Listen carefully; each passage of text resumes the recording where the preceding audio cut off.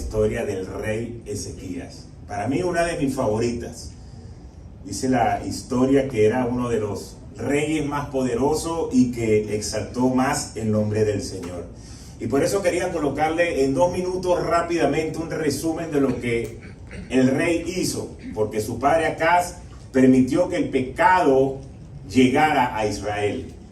Dejó que los dioses paganos estuvieran ahí. Y a Ezequías le tocó la tarea de levantar nuevamente el nombre de Dios. Y cuando estaba en el proceso, y leemos un poco la palabra, nos damos cuenta que en medio de ese proceso el Señor le envió una enfermedad al rey Ezequías. Pero no fue que le mandó una gripe, ni una tosecita, era una enfermedad de muerte. Y por eso el profeta Isaías le dice, ordena tu casa porque vas a morir. No hay oportunidad de que te recuperes. Pero Ezequías se voltea hacia la pared y comienza a orar. Y comienza a decirle al Señor, recuerda la fidelidad y todo lo que te ha agradado y todo lo que he hecho para ti. No permitas que esta enfermedad me mate. Y cuando Isaías estaba saliendo del palacio, Dios le dice, regrésate y dile a Ezequías que yo lo voy a sanar y que le voy a añadir 15 años de vida. Y no solamente eso, sino que la promesa es que va a librar a Jerusalén de la mano del rey de Asiria. Así que dile a la persona que está a tu lado, Dios pelea tus batallas. Y parece que cuando tú ves la historia, cuando tú lees la Biblia, eso parece que en unos 2-3 minutos es fácil de entenderlo. Pero lo que estaba viviendo el rey Ezequías, levantarse en contra de todo lo que ya se había establecido como nación y regresar a lo que agradaba realmente a Dios, es lo que le trae a él que Dios le extienda la vida. Muchas veces nosotros, y sé que es así, como cristianos estamos tratando de agradar a Dios y estamos tratando de hacer las cosas correctamente, y como no vemos resultados, parece que como que Dios no se dio cuenta de eso. Pero fíjense lo interesante, Ezequiel le dice, acuérdate de todo lo que he hecho para ti y que ha sido de tu agrado. Y como Dios sabía, le extiende la vida. Entonces quiere decir que servirle al Señor nunca va a permitir que nosotros perdamos, sino al contrario, vamos a poder ganar muchas cosas. Ahora, Isaías, cuando invoca al Señor, le dice, ¿y cómo vamos a terminar esta situación?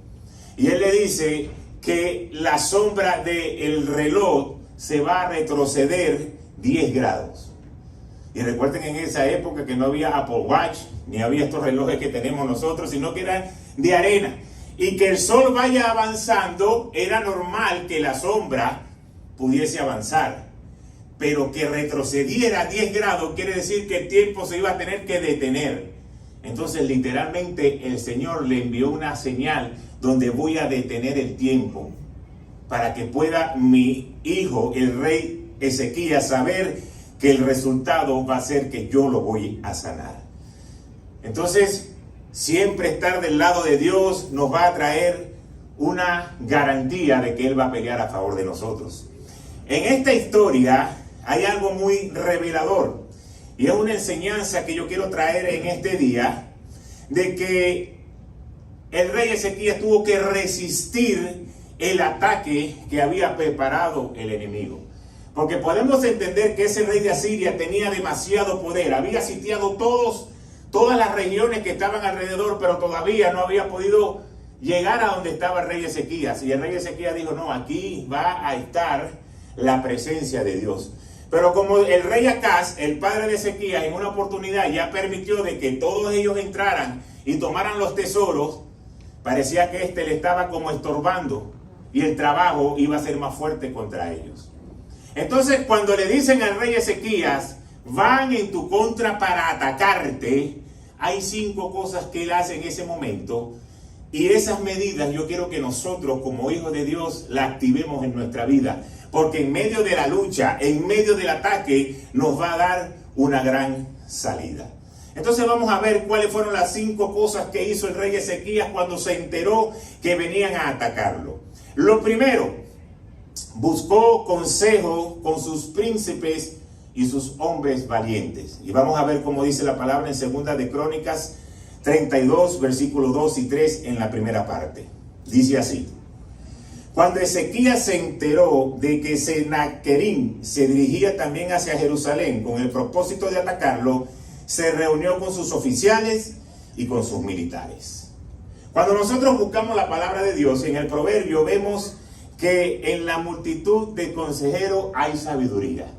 Y siempre la palabra te enseña, cuando tengas que tomar una decisión, es lógico que tú quieras actuar, pero siempre buscar el consejo sabio te va a ayudar a ver algo diferente que quizás en ese momento tú no logras ver. Pero yo sé que nosotros por naturaleza decimos, yo resuelvo, yo hago, yo voy a ver cómo hago. Y cuando tenga la soga al cuello, el agua al cuello, que ya no puedo hacer más nada, entonces que voy a ver de dónde puedo buscar una ayuda. Pero la palabra te está diciendo que busques el consejo. Yo recuerdo en el año 2000, estábamos en Italia, estaba yo jugando béisbol en Italia y teníamos un día libre y salimos para una isla que se llamaba Ischia. Y alquilamos un carro y estábamos buscando la playa más hermosa de esa isla. En esa época no existía así el GPS de poner en los teléfonos, sino que uno tenía que imprimirlo en un mapa. Pero yo dije, voy a ver el mapa. Ustedes saben que en esos hoteles ponen como los mapas ahí. Yo lo vi, yo dije, no, ya eso es fácil, ya yo sé cómo vamos a llegar. Y resulta que yo me monto en el carro, iba con mi esposa, estaba Kevin Samuel pequeñito, y estábamos buscando la playa, y dábamos vueltas, y no la conseguíamos. Mi esposa me decía, vamos a preguntar. Y yo decía, no, yo no le voy a preguntar a nadie, yo lo voy a conseguir. Y seguíamos dando vueltas, y pasaba la hora, una hora, hora y cuarto, hora y media, y ya la gente desesperaba, pero pregunta. Y yo no voy a preguntar, eso debe ser que me fallé la salida, ya la vamos a conseguir. Hasta que finalmente, pues mi orgullo de hombre tuvo que ceder y decir, bueno, está bien, pues vamos a preguntar. Y bajamos el vidrio, pero pregunta tú, porque ahí van a hablar en italiano. Le dije a mi esposa, defiéndete, ¿cómo vas a preguntar? Y le dice ella, ¿dónde queda la playa tal? Oh, es fácil, esa playa está acá. Estaba ahí mismo la playa. Y 10 veces le habíamos pasado por al lado, pero yo no la había conseguido. Entonces, mi esposa me ve y dice, qué fácil es preguntar al que sabe para que pueda llegar al sitio. Aunque quizás esto es algo personal, yo no sé cuántos de ustedes en la vida le ha pasado que no les gusta preguntar, sino que vamos a seguir y vamos a seguir y vamos a seguir. Cuando le preguntamos al que sabe, siempre va a poder traer una respuesta sabia. Pero ¿qué pasa? Muchas veces nosotros como hombres cometemos el error de preguntarles a aquellos que sabemos que están en la misma condición que nosotros. Por ejemplo, necesitamos dinero, necesitamos producir dinero porque hay renta que pagar. Todos pagamos renta, todos pagamos luz. No creas que eres tú solo, todo lo que estamos aquí lo hacemos. Pagamos renta, pagamos luz, pagamos carro, pagamos seguro. Todo nos toca tener obligaciones que cumplir. Pero si tú le preguntas el consejo a alguien que está en tu misma condición y quizás no tiene la sabiduría de la palabra de Dios, puede ser hermano, puede venir a la iglesia, pero quizás no está en un nivel de madurez. Y tú le dices, mira, yo voy a tener que dejar de ir los miércoles al grupo, voy a tener que dejar de ir los domingos a la iglesia, voy a tener que dejar de hacer cosas. ¿Por qué? Porque no me está alcanzando el dinero.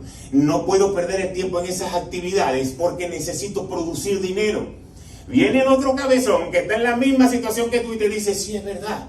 Es más, yo pensaba hacer lo mismo. Ahora como somos dos, vamos nosotros a agarrar ánimo para decirle al pastor que nos vamos a venir los domingos a la iglesia y los miércoles al grupo. Y preguntamos el consejo, pero lo buscamos en el lugar incorrecto.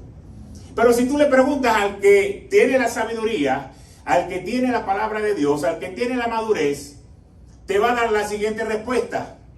La respuesta que te puedo dar es, más buscar primeramente el reino de Dios y su justicia, y todo lo demás será dado por añadidura. Te van a dar lo que tú necesites cuando busques y pongas a Dios de primero.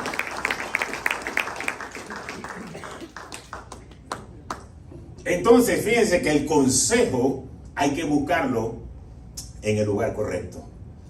Porque si tú me preguntas a mí, cada vez que tú pones al Señor de primero, Él va a ser fiel en cumplir no solamente lo que tú estás buscando, sino en cumplir primero su palabra.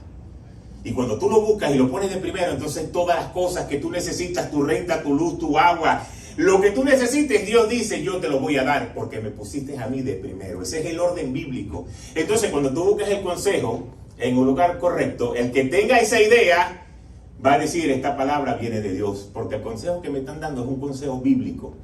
Y si lo aplico en mi vida, pues voy a poder ver los resultados. Ahora, hay momentos en nuestra vida donde no vamos a quizás necesitar buscar el consejo, sino que vamos a tener que meternos con Dios y Dios nos va a responder por medio de su palabra. Si David, el guerrero David, va a buscar un consejo al que sea, hermano, ¿a usted le parece que yo vaya y me enfrente contra el gigante Goliat? El consejo que le iba a dar todo el mundo era, ni te metas en eso, tú estás loco, tú ni guerrero eres, ni siquiera te queda las armas, ni el escudo, nada te queda, todo te queda grande, el casco te queda grande. ¿Cómo te vas a meter en esa guerra? Eso no es para ti. Esos son para los que se han preparado militarmente. Tú no estás preparado para eso. Si David le hubiese preguntado a todo el mundo, eso hubiese sido la respuesta de todo el mundo.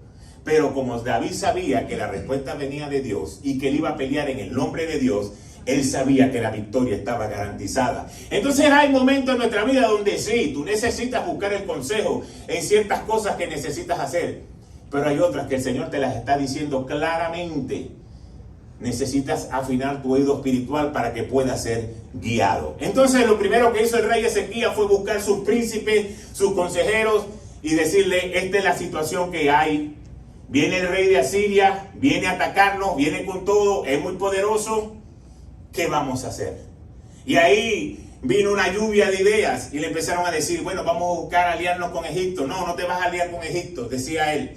Yo he confiado en una palabra que me ha dado el Señor. Vamos a hacer esto, vamos a hacer lo otro. Pero el rey, siendo rey, buscó el consejo. Entonces lo primero que nosotros tenemos que hacer para crecer espiritualmente es buscar el consejo de sabiduría. Segundo, una vez que te den el consejo, trata de acatarlo en tu vida. Porque te dan el consejo de sabiduría y tú dices, es verdad, tienes razón, la Biblia lo dice, pero no me da la gana de hacerlo, porque yo quiero hacerlo de esta manera. Entonces después no podemos decir, es por culpa de Dios, fue el mal consejo que me dieron. No, es porque nosotros decidimos actuar de una manera y son los resultados que vamos viendo en nuestra vida. La segunda acción que hizo el rey Ezequías, se encargó de cegar todas las fuentes de agua fuera de la ciudad. Vamos a ver ahora el versículo 3 y el versículo 4 de Segunda de Crónicas 32. Les propuso bloquear los manantiales que habían fuera de la ciudad, y ellos lo apoyaron.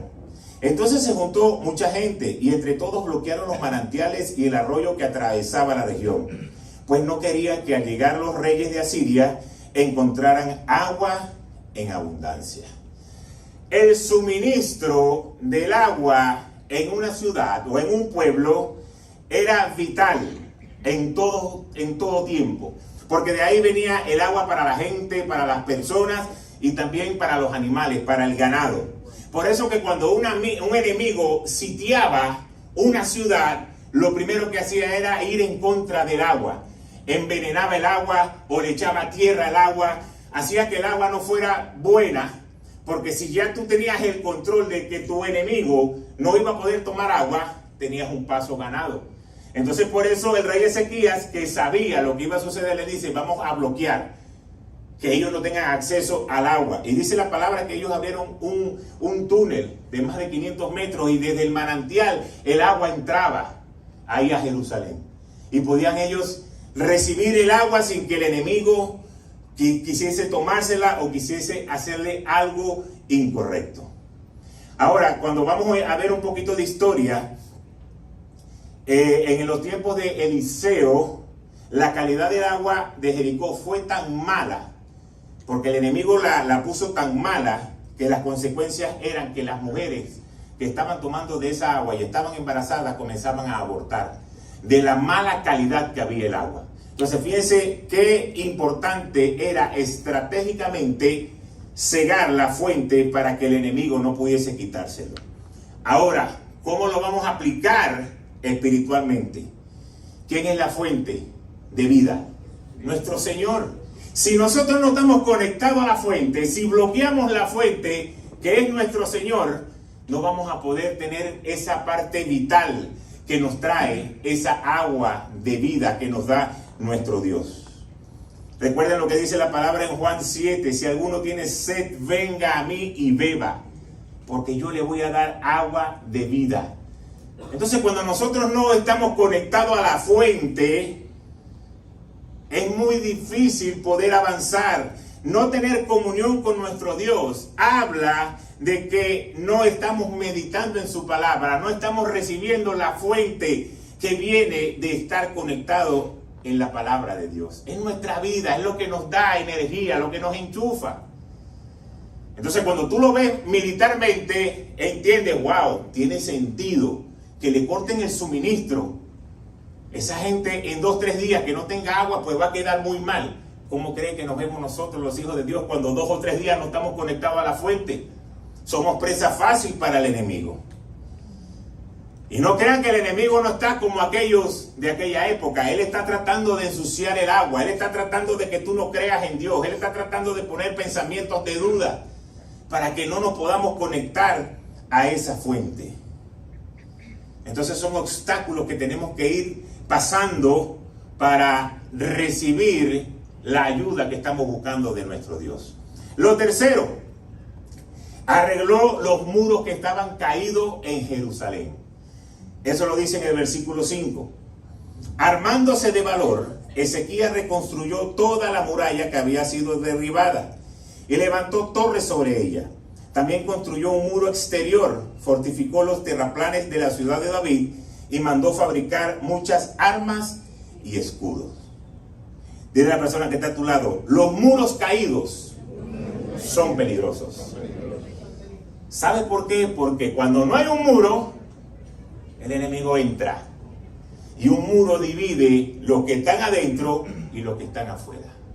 Por eso era necesario que él levantara el muro para que el enemigo no entrara. Y donde el muro estaba caído, por decir debilitado, tuvo que hacer un refuerzo. Vamos a poner aquí militares que van a reforzar esta área.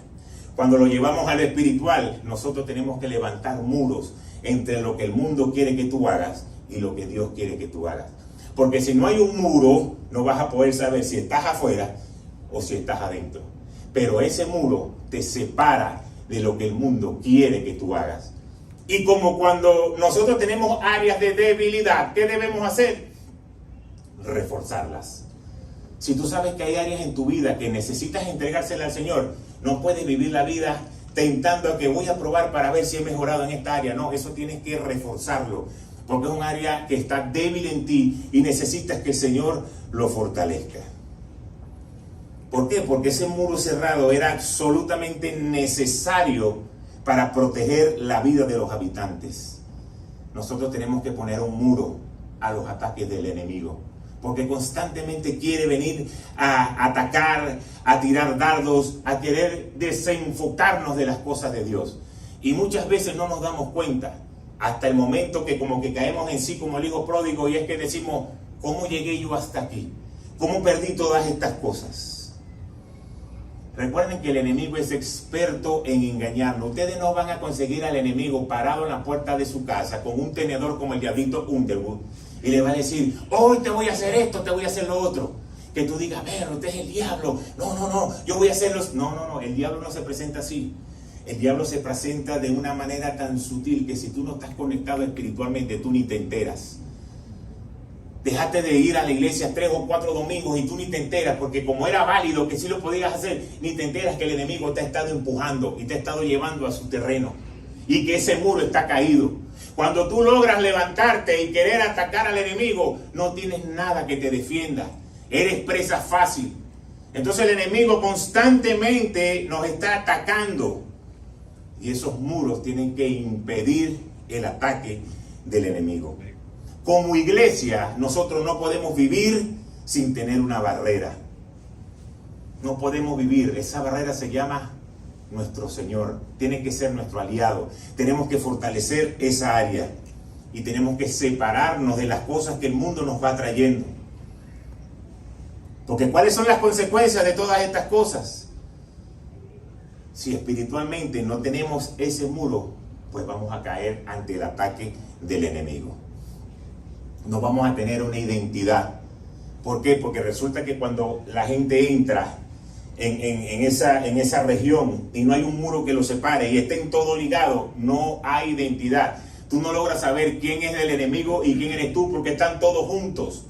Cuando tú no levantas un muro ante las cosas del mundo, ante las cosas del enemigo, tú vas perdiendo identidad porque te empiezas a mezclar y te parece que lo que el mundo hace es lo normal. Tomar una cerveza, eso es normal. Bailar en la discoteca, eso es normal. Decir grosería, eso es normal. ¿Por qué? Porque eso lo hace todo el mundo. ¿Cuándo pasa eso? Cuando tú estás ligado con las cosas del mundo. Cuando tú pasaste hacia el lado del mundo y no pusiste un muro. Pero cuando tú tienes un muro que te separa, tú sabes, esto que está allá no le agrada a Dios. Esto es parte del enemigo, esto es parte de lo que el enemigo quiere que yo haga y comienza la separación. Entonces es necesario que nosotros levantemos el muro. No podemos permitir que las cosas del mundo empiecen a dominarnos, porque no nos damos cuenta hasta que ya la cosa está en el nivel rojo, como una hormiga. Fíjense un ejemplo que les quiero traer. Recuerdo, éramos pequeños, mi tía tenía una casa en Chichiriviche de la costa. La casa que ella tenía era la primera que quedaba en toda la carretera antes de llegar a la playa. Quedaba pegado casi hacia la derecha. Hacia allá, hacia la izquierda, al final, había un río.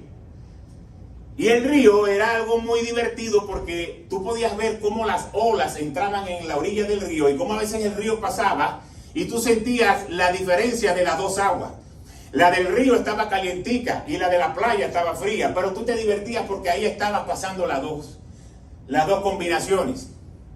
Y eso es lo que pasa cuando empezamos a coquetear con las cosas del mundo. Nos parece divertido que un ratico sea así, pero no, el domingo voy a la iglesia y de vez en cuando voy a orar. Y otra vez estamos ahí como coqueteando. Parece que no va a pasar nada malo. Resulta que en una oportunidad empieza a llover y hubo una crecida del río, pero descomunal. Y ese río entró y nosotros podíamos ver desde el balcón de la casa de mi tía cómo el agua empezó a ponerse marrón toda la costa completa hasta que llegó enfrente de donde estaba la casa de ella. Ya lo que era la playa azulita, bien bonita, ahora estaba revuelta y toda marrón. ¿Y qué comenzó a pasar? Los peces que estaban en la orilla comenzaron a salirse hacia la orilla. No sé si que estaban perdiendo el oxígeno, no sé si que era tanta agua dulce, no sé qué estaba pasando. Pero después toda la orilla estaba llena de peces muertos. Lo que antes era algo divertido, ahora comenzamos a verlo como algo diferente. Mira cómo todo esto se mezcló. Y apenas era el segundo día de la vacación, o sea que los siguientes 3 días era jugando cartas, dominó o haciendo otra cosa porque ya no nos podíamos meter en la playa.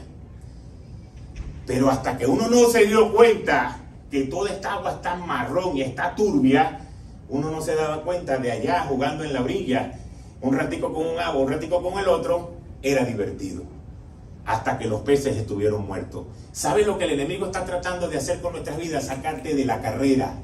Él no le importa mucho si tú vienes a la iglesia, si no vienes a la iglesia. Él lo que quiere es sacarte del propósito de Dios.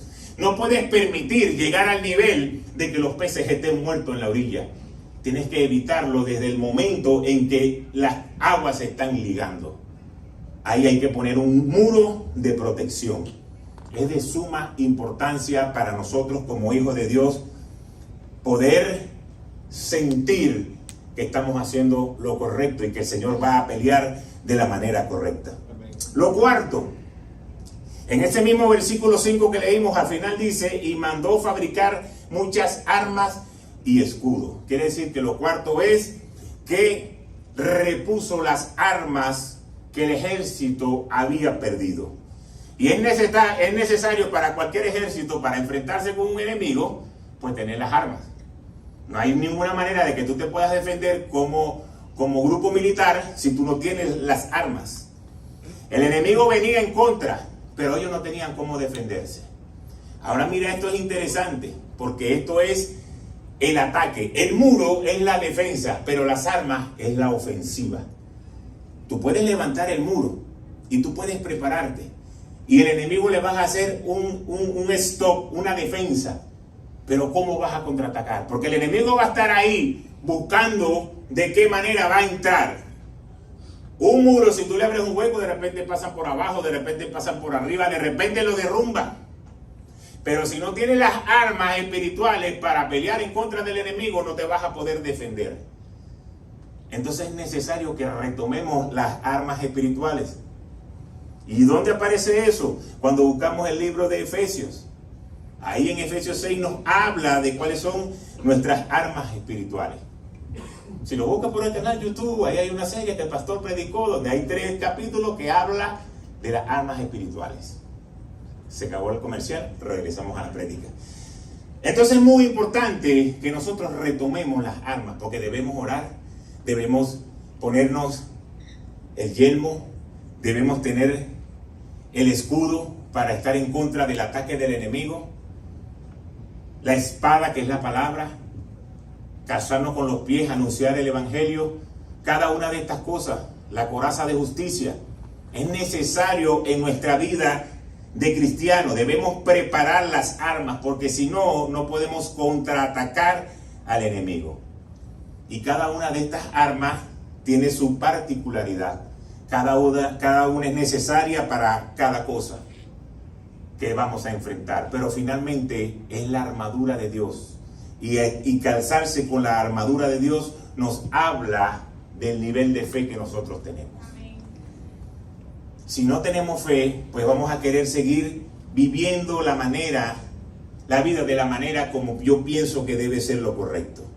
Y por eso llegamos al quinto y último punto, que es el versículo que yo puse el día que estábamos haciendo la lámina, porque es el versículo central de esta prédica. Y es en 2 de Crónicas 3, 32, versículos 7 y 8. Dice así: cobren ánimo y ármense de valor. No se asusten ni se acobarden ante el rey de Asiria y su numeroso ejército, porque nosotros contamos con alguien que es más poderoso.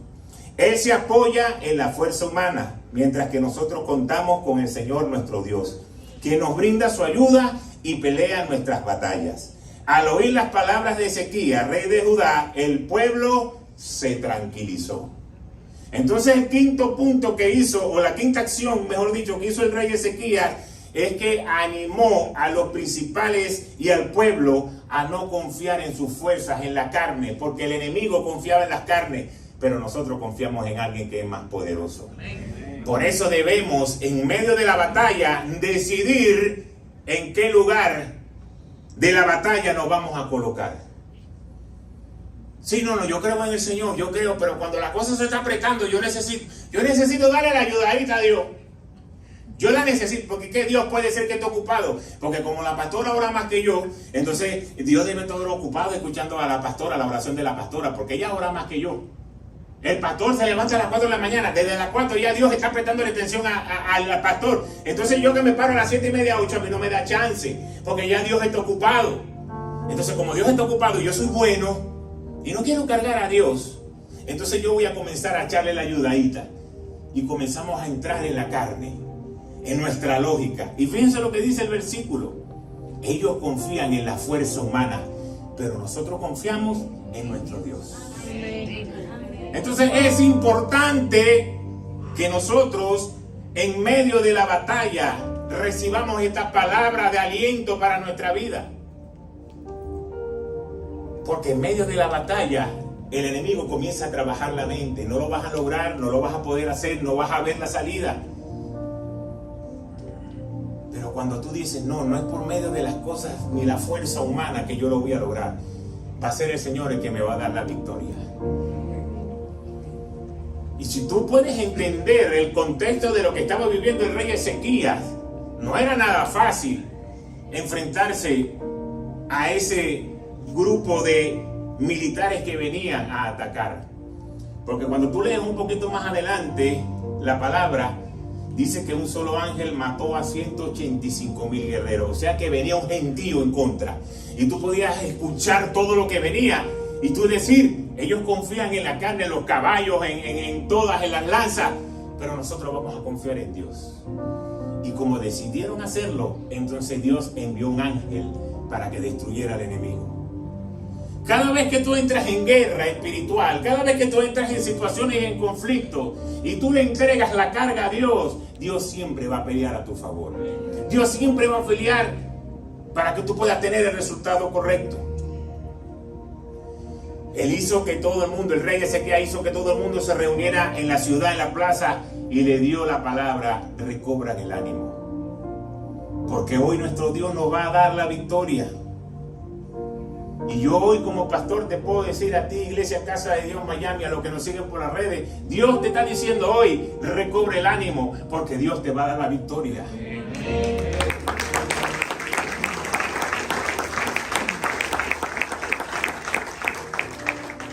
¿Y qué es lo que hizo el rey? Lo que debemos hacer nosotros, los hijos de Dios. ¿Saben lo que el rey hizo? Puso la atención en la grandeza de Dios y minimizó lo que el enemigo podía hacer. Muchas veces nosotros le damos grandeza al enemigo y minimizamos a Dios. No, es que el enemigo me va a pasar esto y me va a pasar lo otro. Es que si dejo de hacer esto no voy a poder ver los resultados. Y le damos la grandeza a lo que el enemigo quiere que tú pienses. Y minimizas al Dios de poder. Pero cuando tú dices: yo he creído en Dios y yo sé que Dios va a salir a mi favor, y la palabra de Dios dice esto o dice aquello, y yo lo he creído, lo voy a hacer en mi vida, entonces tú estás engrandeciendo a Dios y le estás dando la bienvenida a que Él pueda actuar a tu favor. Eso fue lo que hizo el rey en medio de la plaza. Recobran ánimo porque ellos confían en los caballos, en las lanzas, en los escudos, pero nosotros confiamos en Dios y Dios es mayor que ellos. Entonces esa palabra te tiene que dar a ti ánimo de querer salir de este lugar y querer conquistar por eso por lo cual estás batallando desde hace mucho tiempo. Quizás estás ahí en un círculo dando vueltas. Vamos viendo cómo la maldad se va multiplicando, vamos viendo cómo las cosas no terminan de llegar a nuestra vida y vamos perdiendo el ánimo. Y si tú buscas un poquito la palabra, vas a recordar en Mateo 24 cuando dice que por haberse multiplicado la maldad, el amor de muchos se va a enfriar. Ay, es que parece que la gente del mundo le va mejor que a nosotros. Y parece que aquellos nosotros no vamos a tener los resultados que ellos tienen. Entonces mejor hacerlo como ellos lo hacen.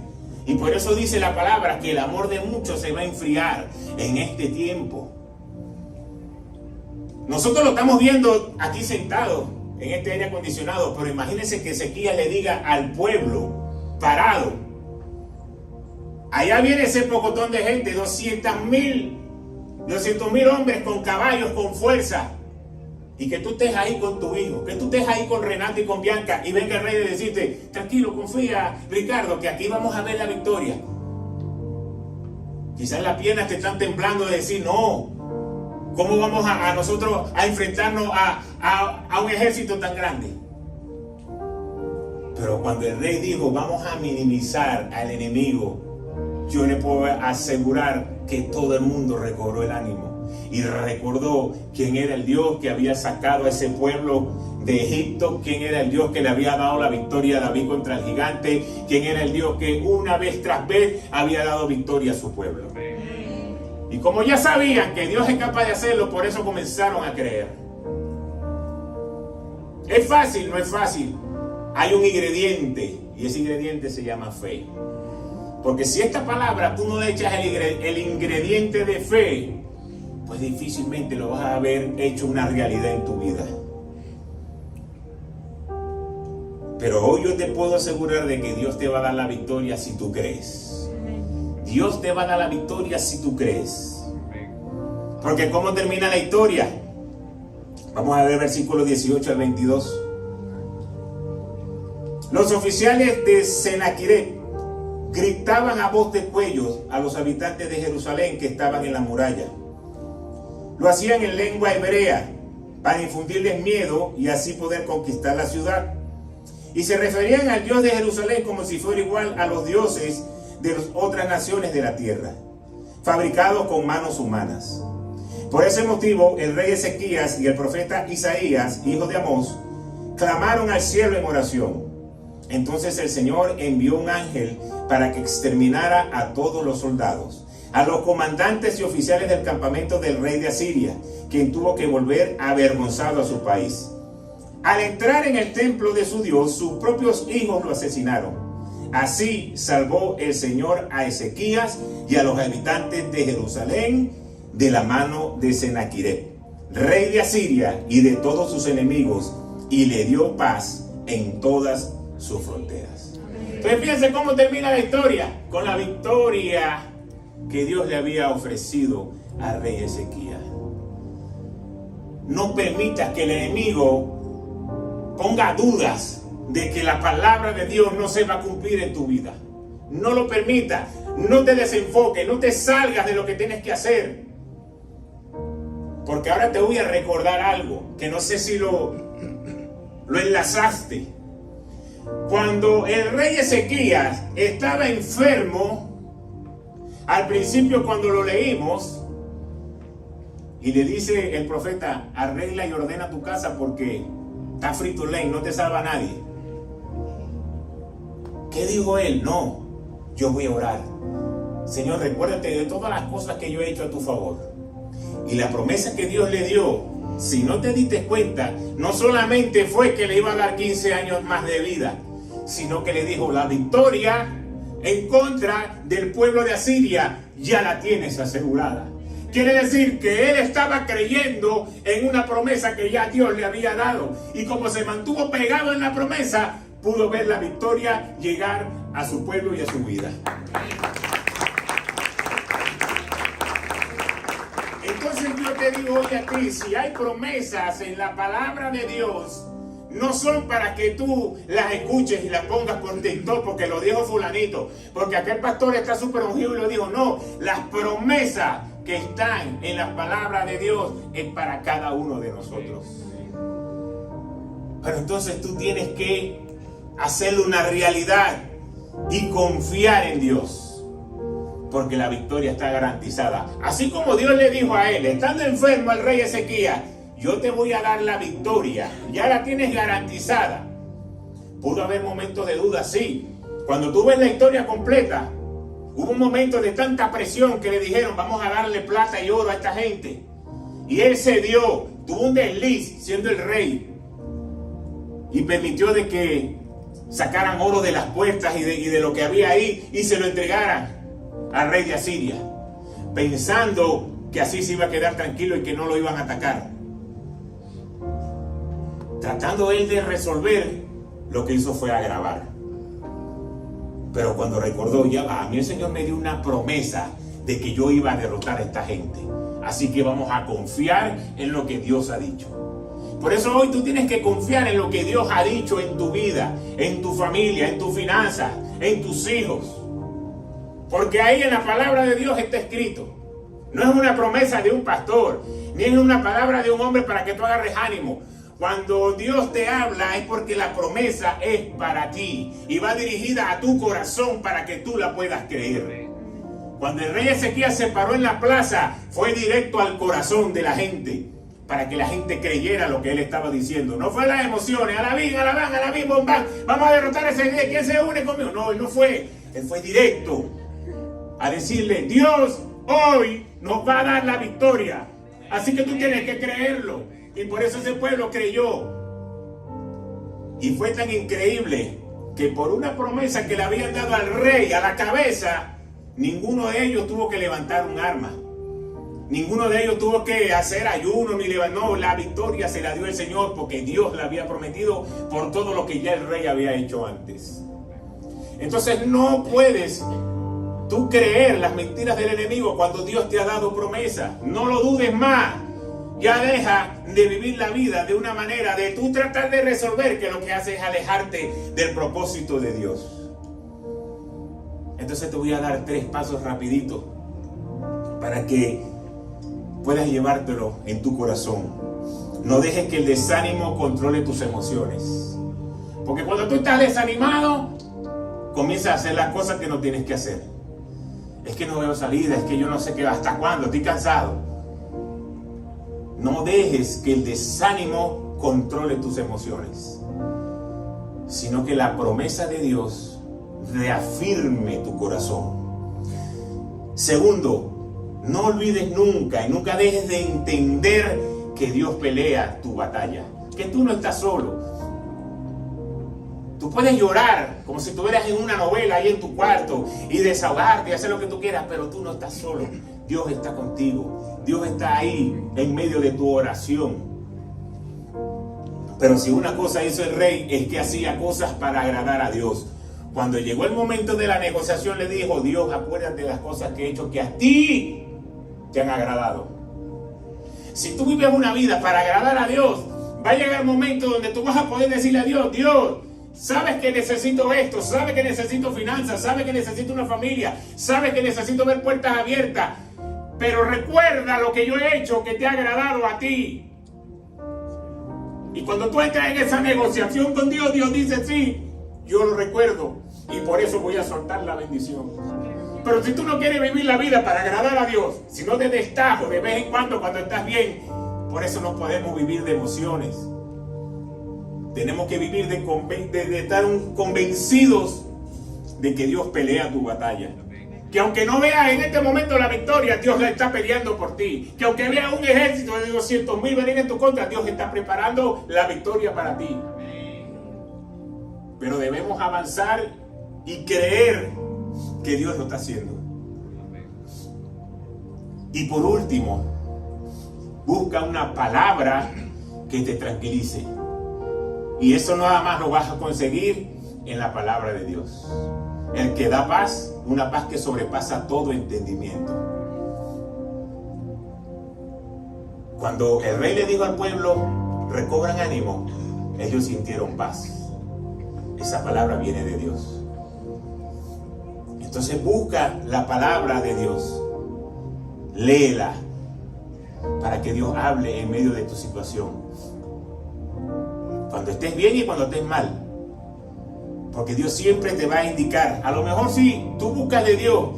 Porque mucha gente solamente busca de Dios cuando está malo, cuando las puertas están cerradas, cuando las cosas no están funcionando bien. Pero quizás si tú buscaras de Dios cuando las cosas están funcionando bien, ese tramo de que está llegando mal, quizás no llegara a tu vida. O no llegara de esa manera. Porque ya Dios te previno de lo que tú ibas a vivir más adelante. Te trajo un warning pendiente, que si tú haces esto, vas a terminar mal. Entonces buscar y tener una conexión con la palabra de Dios es necesaria para nosotros como sus hijos. Porque ahí están sus promesas. Las promesas de Dios están ahí. Así que recuerda que al Señor le encanta que tú confíes en Él. A Dios le encanta que tú creas en su promesa. Porque cuando tú crees en su promesa, tú te estás levantando en fe. Y Dios dice: wow, mira a mi hijo, mira a mi hija. Le falta esto, le falta lo otro. Está enfermo, está enferma y sigue creyendo en mí. A Dios eso le encanta. Y por eso la mano de amor de Dios se abre cuando tú tienes fe. Porque es lo que Dios entiende. Es la fe. Pero a Dios le encanta sobre todo cuando tú tienes la seguridad de que Él está peleando tus batallas. Dios dice: me encanta cuando Él está ahí en medio del ring que está peleando, pero dice: no estoy solo, porque aquí está al lado, está mi papá, aquí está Dios. Que si a mí me dan una mano y me tumba, quedo en el piso, pero Él lo va a rematar. Y después me va a levantar como levantó a Pedro cuando se estaba hundiendo. No importa lo que pase, Dios está ahí para pelear conmigo. Eso a Dios le encanta. Pero al enemigo no le encanta, al enemigo no le gusta que tú tengas niveles de fe. Al enemigo le gusta que tú tengas niveles de lógica, que lo que tus ojos ven, eso sea lo que tú vas a conseguir. Entonces son cosas que debemos nosotros hacer para poder descansar en el Señor. Y con esto quiero terminar. Dios lo hizo antes, Dios lo hizo hoy y Dios lo seguirá haciendo siempre. No solamente lo hizo en aquella época, porque nosotros a veces vemos la palabra de Dios o la vemos en la película y nos parece: wow, qué chévere lo que pasó, wow, ver un ángel lleno de fuego, cómo mató a esa poca gente. Y tú sabes que Dios te está diciendo que Él puede hacer lo mismo por ti. Que mande un ángel con fuego ahí delante de tu jefe para que le diga, me le subes el sueldo a él. No, me le subes el sueldo ya. Y que el jefe diga, sí, ¿cuánto es? ¿Cuánto quieres ganar tú? No sé, 22, no, 25 te voy a dar porque el ángel está ahí. Tú no sabes que Dios es capaz de hacer eso. Pero cuando tú no lo crees, si tú crees que eso es una ficción o que eso es una película, y no crees las promesas de Dios, pues difícilmente, si no la crees, la vas a poder ver hecho una realidad en tu vida.